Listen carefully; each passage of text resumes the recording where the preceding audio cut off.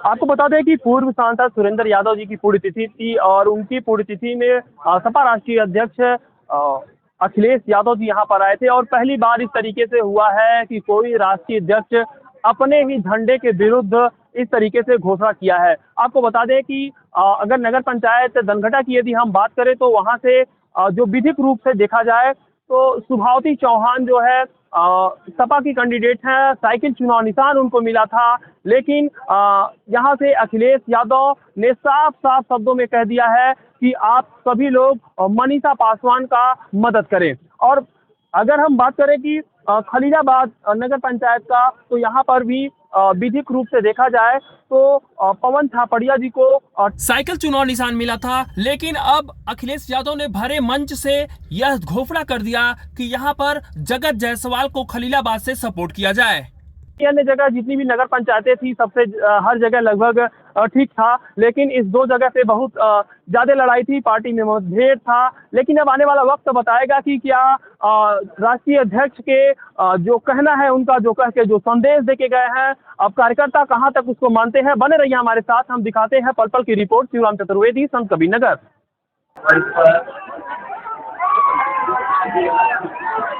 पूर्व में रहे विधानसभा के स्पीकर विधायक आदरणीय माधव नाथ पांडे जी, पार्टी के जिलाध्यक्ष अब्दुल कलाम साहब, संचालन कर रहे नित्यानंद यादव जी, स्वर्गीय सुरेंद्र यादव जी, इस पुण्यतिथि के कार्यक्रम के आयोजक आलोक यादव सोनू जी, संयोजक राहुल यादव बादल, श्री बलिराम यादव, संतोष सनी, मंच पर उपस्थित राम प्रसाद चौधरी जी, पार्टी के बस्ती के जिलाध्यक्ष महेंद्र यादव, मंच पर उपस्थित जय चौबे जी, लक्ष्मीकांत और पप्पू निषाद, रघु प्रसाद चौहान जी, जयराम पांडे जी, संतोष यादव, रामनारायण यादव जी, लोरिक यादव, गौर अली खान साहब, सुनील सिंह जी, रामदर्श यादव जी, केडी यादव जी, राम आशीष जी, इंदर, रामब्रज, इंजीनियर सुरेंद्र, मोहम्मद अहमद, कौशल चौधरी, महेंद्र प्रताप, गोपाल जी, बहुत बड़ी संख्या में जिनके मैं नाम नहीं ले पा रहा हूँ, मंच पर उपस्थित सभी समाजवादी पार्टी के नेता, इस कार्यक्रम में उपस्थित बड़ी संख्या में हमारे आदरणीय बुजुर्ग, माताएं, बहनें, स्वर्गीय सुरेंद्र यादव जी के सभी मानने वाले सहयोगी साथी मित्र, बड़ी संख्या में समाजवादी साथी, नौजवान साथी, पत्रकार बंधु, मैं सबसे पहले स्वर्गीय सुरेंद्र यादव जी के परिवार के लोगों का मैं धन्यवाद देना चाहता हूं कि जिन्होंने हमें आने का यहाँ मौका दिया है। साथ ही साथ समाजवादी पार्टी के अध्यक्ष और हमारी पार्टी के तमाम नेता जब भी मुझे लखनऊ में शहर चुनाव में मिले, उन्होंने एक ही बात मुझसे कही कि उनके परिवार के लोग और हम सब लोग मिलकर के पूर्व सांसद स्वर्गीय सुरेंद्र यादव जी की पुण्यतिथि मना रहे हैं। अगर आप लोग रह लेंगे तो बड़ा सम्मान की बात होगी। मैं आपका धन्यवाद देता हूं और आभार प्रकट करता हूं कि आपने मुझे आने का मौका दिया और इतनी बड़ी संख्या में उनके साथ जिन्होंने काम किया है, कंधे से कंधा मिलाकर के समय समय पर उनके साथ खड़े हुए हैं, उनसे मिलने का मौका मिला है। आज चाहे वो सांसद जी हमारे बीच नहीं है, लेकिन वो हमारी यादों से जुड़े हुए हैं, हमारी यादों में है।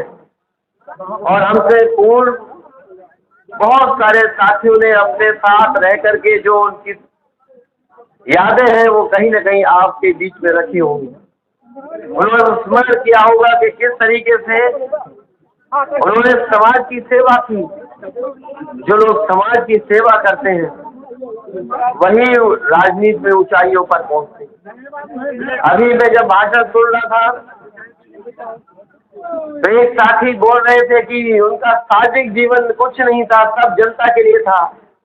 पूरा जीवन उनका खुला हुआ था किताब की तरह। चाहे उन्हें किसी समय जनता ने अगर बुलाया होगा, अगर अपनी तकलीफ और परेशानी बताई होगी तो वो उनके साथ खड़े दिखाई दे होंगे। यहाँ पत्नी की परवाह नहीं की उन्होंने और जनता के बीच में हमेशा रहे और काम करते रहे। ऐसे कम लोग होते हैं जो सामाजिक जीवन में जो सब कुछ भुला देते हैं।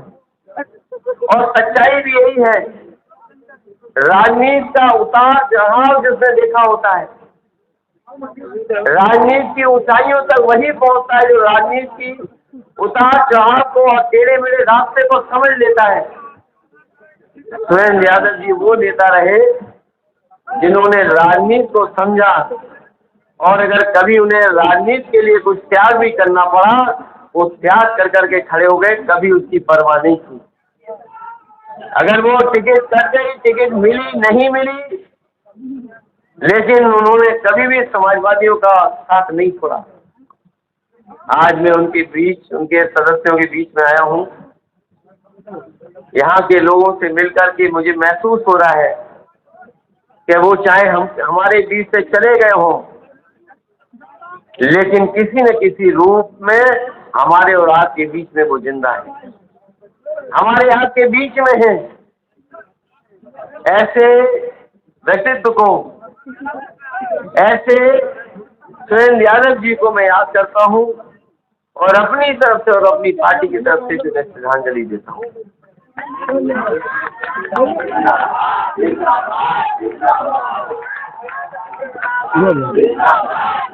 मैं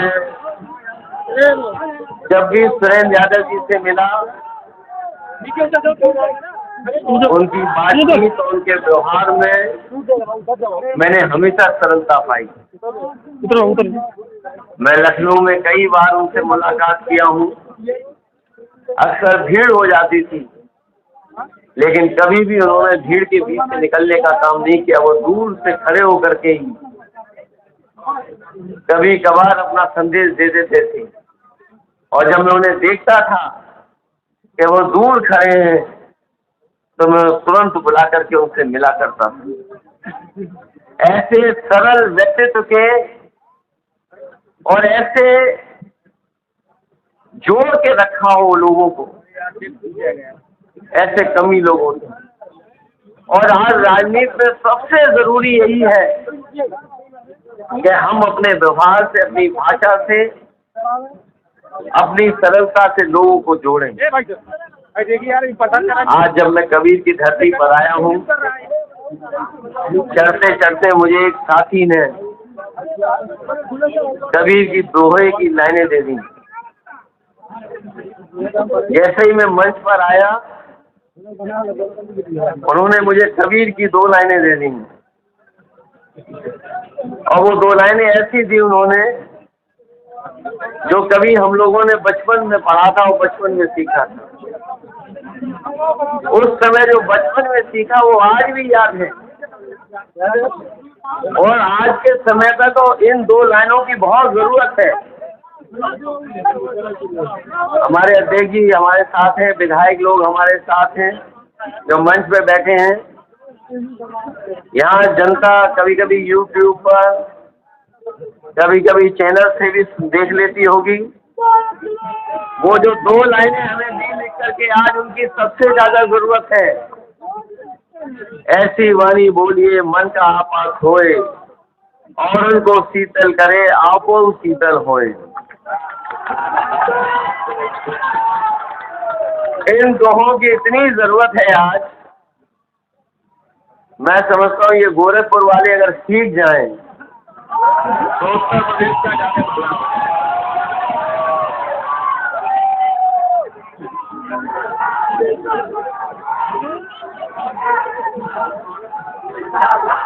ये जो गोरखपुर वाले हैं, मुझे जानकारी मिली वो गोरखपुर में आज नहीं है।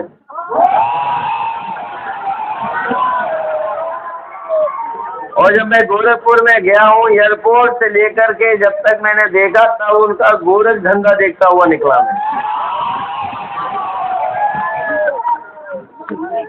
और मैं एक गोरख धंधे का एक उदाहरण दे सकता हूँ।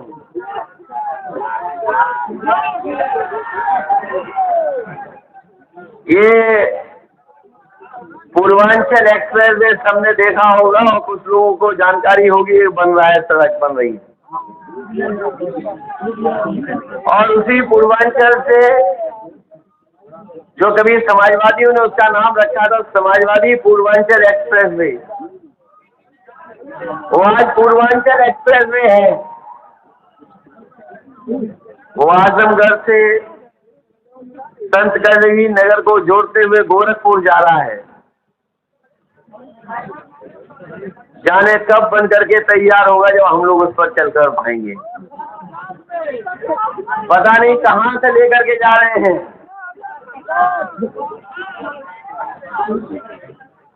मुझे नहीं पता कहां से लेकर के जा रहे हैं, लेकिन कागजों में तो यही बताया कि पूर्वांचल एक्सप्रेस वे से संत कबीर नगर को जोड़ते हुए गोरखपुर को जोड़ेंगे। और कभी आपने सोचा है कि 90 किलोमीटर की सड़क की लागत क्या होगी? यही मुख्यमंत्री जब कभी आगरा लखनऊ पे भाषण बोलते थे, देते थे, तो ये कहते थे न जाने क्या क्या हुआ है उसमें। अभी जब मैं लखनऊ से चला तो मैंने कहा मैं गोरखपुर जा रहा हूँ, जरा हिसाब किताब देख लें, गोरखपुर वाली जो सड़क बननी थी वो क्या कीमत की है।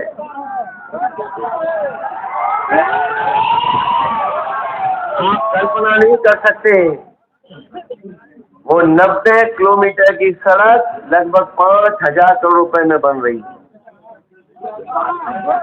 90 किलोमीटर की सड़क 5,000 करोड़ में बन रही है। तो सोचो, हिसाब किताब लगाओ तो 1 किलोमीटर कितने रुपए की पड़ी। न वो 6 लेन है, न वो 8 लेन है, वो 4 लेन है। कहीं वो वाला हिसाब किताब मत लगा देना जो सदन में लगाया था 46 में 56।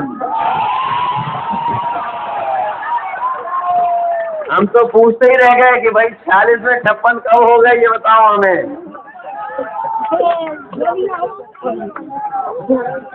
पता नहीं कहाँ पर उन्होंने पढ़ाई की होगी।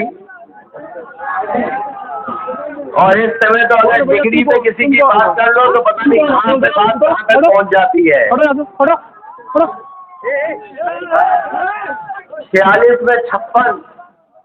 और हम लोग खड़े होकर के पूछा, अगर ये बात अगर आपकी सही है तो बताओ वो कागज कहाँ है 46 से 56 वाला।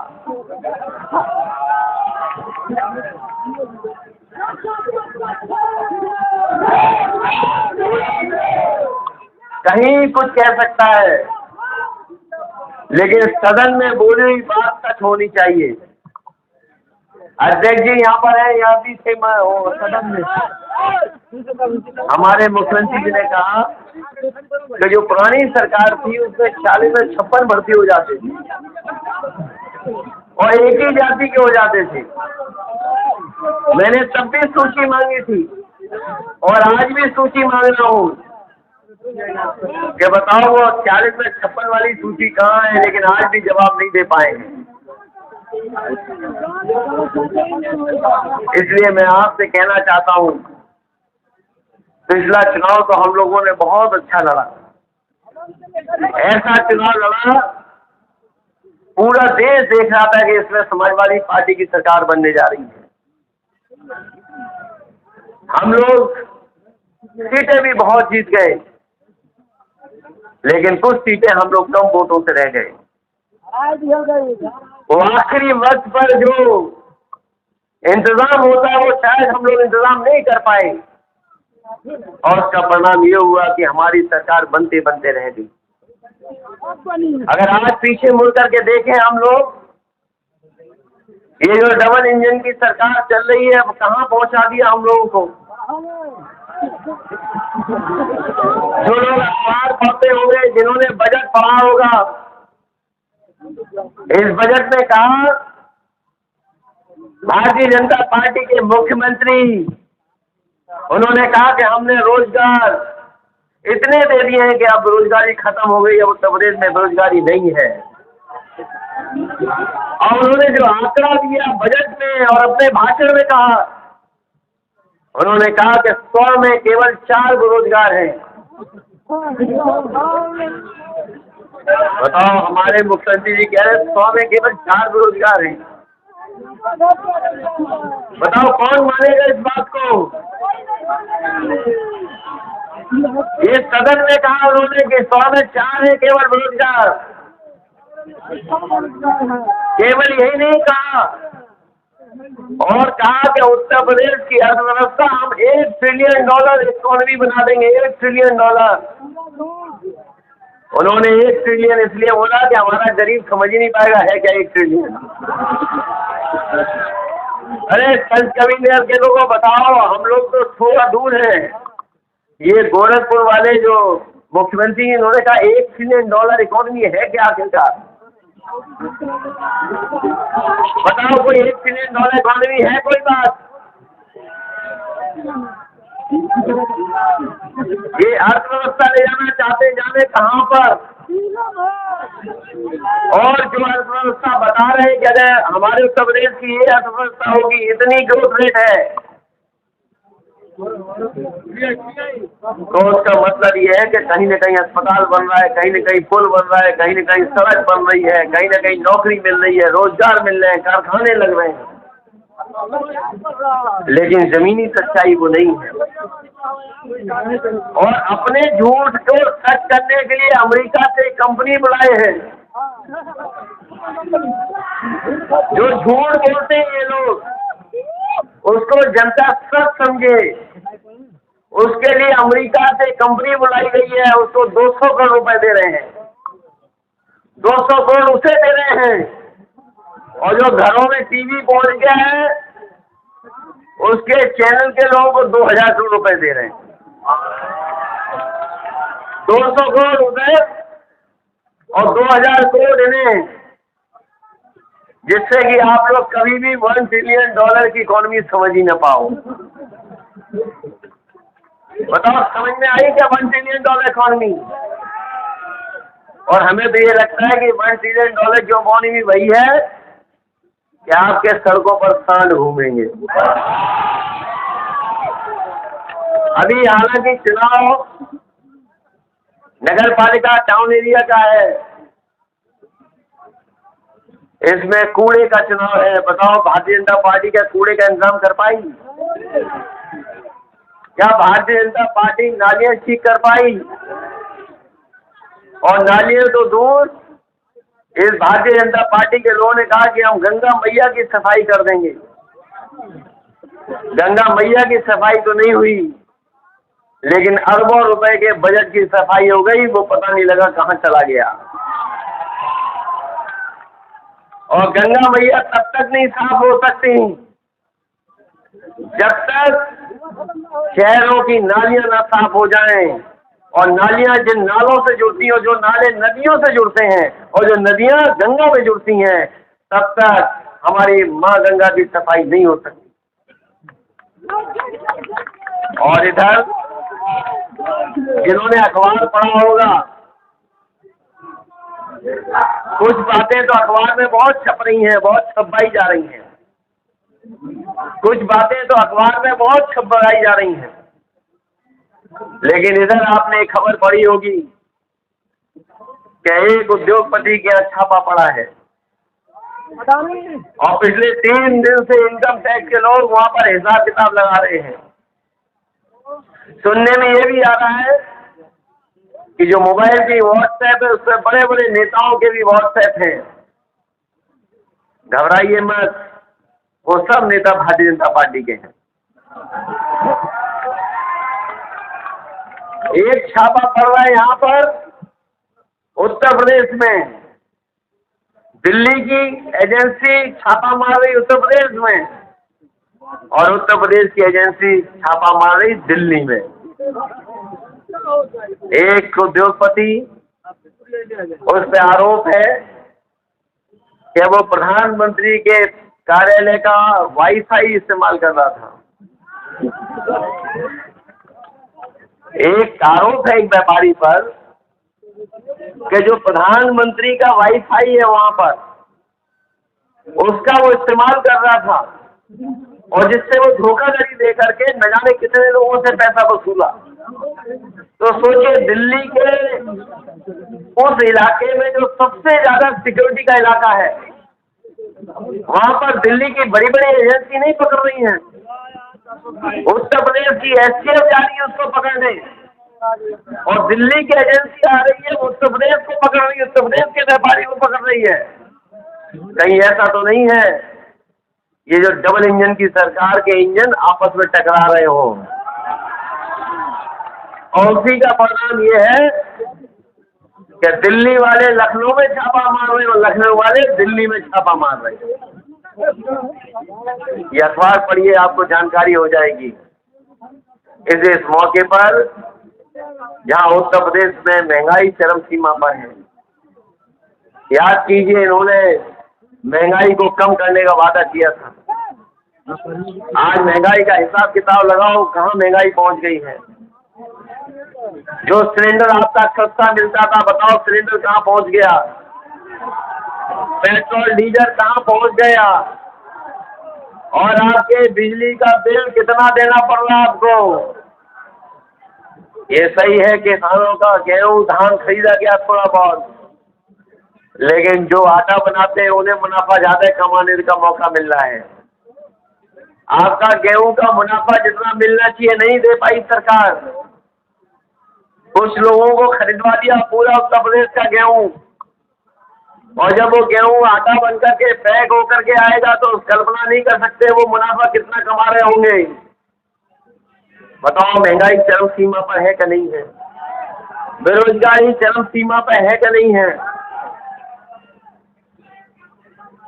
और सरकार में बैठे लोग इतनी लूट और भ्रष्टाचार कर रहे हैं जिसकी आप और हम लोग कल्पना नहीं कर सकते। पूरा बजट जाने कहाँ चला गया, बजट जाने कहाँ चला गया। जो बजट गरीबों के लिए खर्च होना चाहिए था वो पता नहीं कहाँ लेके जा रहे हैं, और गरीबों को सपना दिखाने के लिए क्या कह रहे हैं, इन्वेस्टमेंट मीट होगी, बड़े बड़े आयोजन के इन्वेस्टमेंट मीट के, बड़े बड़े उद्योगपति बुलाए गए और उद्योगपतियों पे दबाव बना करके एमओयू साइन हो गए, और सरकार दावा कर रही है कि 35 लाख करोड़ रुपए उत्तर प्रदेश में आने वाले हैं। बताओ, लखनऊ में एमओयू हुए, संत कबीर नगर में अगर मिला हो 1 लाख रुपया भी तो बता दो हमें सरकार की तरफ। कोई कारखाना लगा हो तो बताओ, कोई उद्योग लगा हो तो बता दो आप। तो ये 35 लाख करोड़ जा कहाँ रहे रुपया। इसलिए इस मौके पर हम आपसे इतना ही कहना चाहते हैं कि नगर निकाय के चुनाव है, टाउन एरिया नगर पालिका के चुनाव है। हम आपसे अपील भी करने आए हैं, जहाँ हम जी को याद कर रहे हैं, वहीं हम ये भी कहना चाहते हैं आपसे कि पूरी पार्टी चुनाव लड़ रही है, इसलिए इस नगर निकाय के चुनाव में हमारी मदद करना। और सच्चाई तो ये है, ये वही जगह है जहां पर एक बार प्रधानमंत्री जी आए थे और कह के गए थे कि गोरखनाथ जी, गुरु नानक जी और कबीरदास एक साथ मिलकर के बात कर रहे थे। अगर प्रधानमंत्री बड़ी गलती कर सकते हैं तो छोटी मोटी गलती तो हमने भी कर दी यहाँ पर। इसलिए अदला बदली हो गई कुछ जगह पर।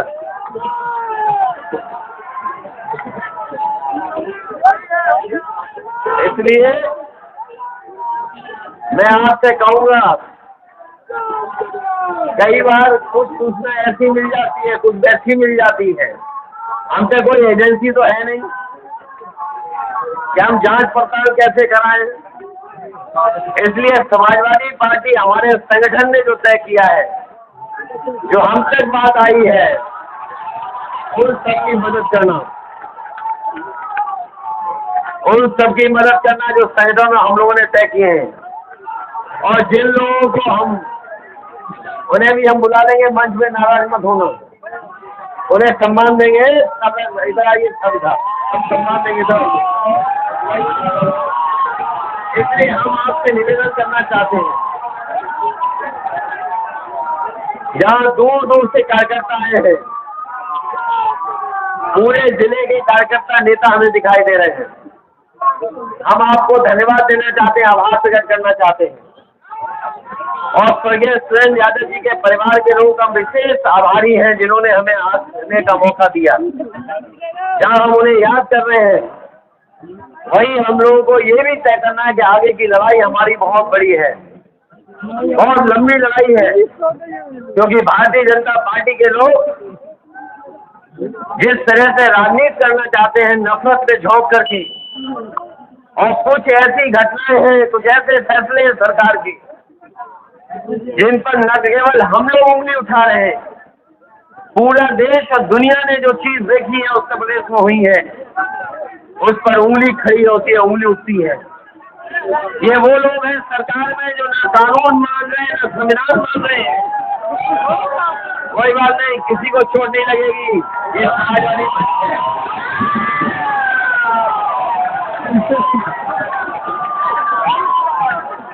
एकदम स्पष्ट है साहब। सोचिए, विपक्ष में हमारी इतनी ताकत देखिए।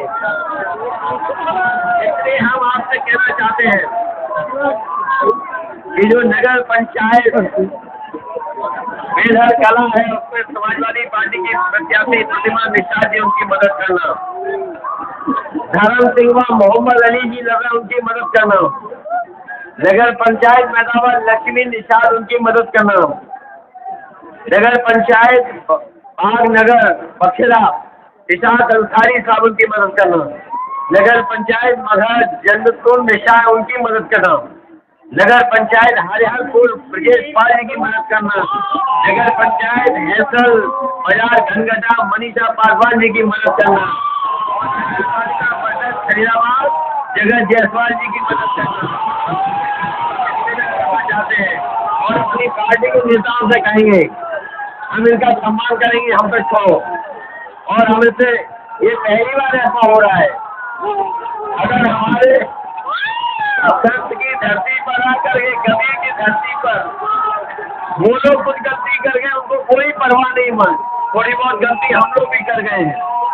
इसलिए मदद करना, एक एक प्रत्याशी को जिताना, जिससे संदेश समाजवादी पार्टी का जाए। मैं इस मौके पर आभार प्रकट करता हुआ, धन्यवाद देता हुआ यही कहूँगा कि आने वाले समय में बहुत बड़ी चुनौती है, बहुत बड़ी लड़ाई है। भारतीय जनता पार्टी कभी नहीं चाहेगी कि बुनियादी सवालों पर बहस हो, महंगाई पर बहस हो, बेरोजगारी पर बहस हो, और जिस तरीके से अन्याय हो रहा है उस पर बहस हो। भारतीय जनता पार्टी कभी नहीं चाहती। और जो लोग सम्मत हो रहे हैं, मैं उनसे कहना चाहता हूँ, जब तक जाति जनगणना नहीं होगी, तब तक सबका साथ, सबका विकास संभव नहीं है। और मैंने कई मौकों पर कहा, जब जाति जनगणना हो जाएगी तो सबका साथ, सबका विकास भी होगा, और रामराज भी आएगा, और खुशहाली भी आएगी। अगर समाज में और देश में खुशहाली का रास्ता कोई दिखा सकता है, तो वो जाति जनगणना दिखा सकती है।